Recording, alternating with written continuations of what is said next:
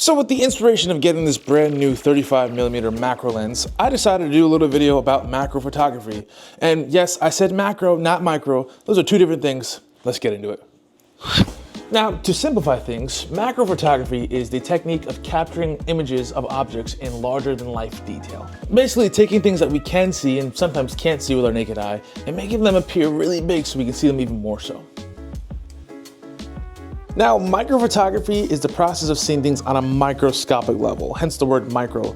Basically things that you can't see with your naked eye, like germs and cells and stuff, like things you'd see in a science book, like this. But we're not talking about micro, we're talking about macro. So let's get back to that. Take this ring, for instance. We all know what a ring looks like, nice, shiny, pretty, whatever you want to call it, but throw it under a macro lens and boom, check that out.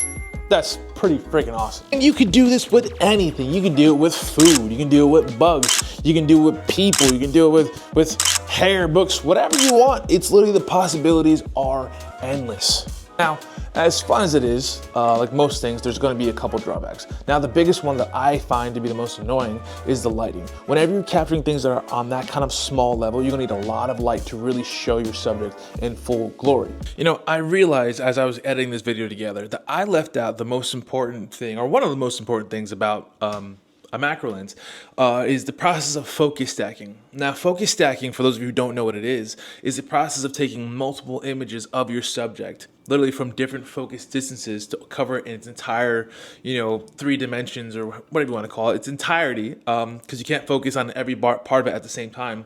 And then going into like a post-editing software like Photoshop, and then literally stacking them on top of each other, and then making them one cohesive full image to really complete the vision that you were trying to capture the first time.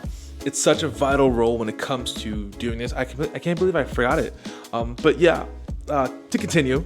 Now, lastly, it is super important to note that not every lens is a macro lens. It has to specifically say on it that it is a macro lens. Like, for instance, on here, on my 35, it says macro. That makes it a macro lens. And the reason that they're considered macro lenses is the minimum focusing distance from the sensor. Now, on my 50, you can see it right here, it says that it needs to be at least 0.3 meters or 0.98 feet away from the subject to be in focus.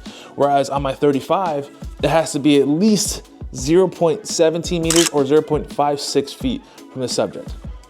But yeah, that's all I got for this video. I hope you enjoyed it, and I hope you learned a little bit more about macro photography. It's Key Studio signing off, and I'll see you in the next video. Peace.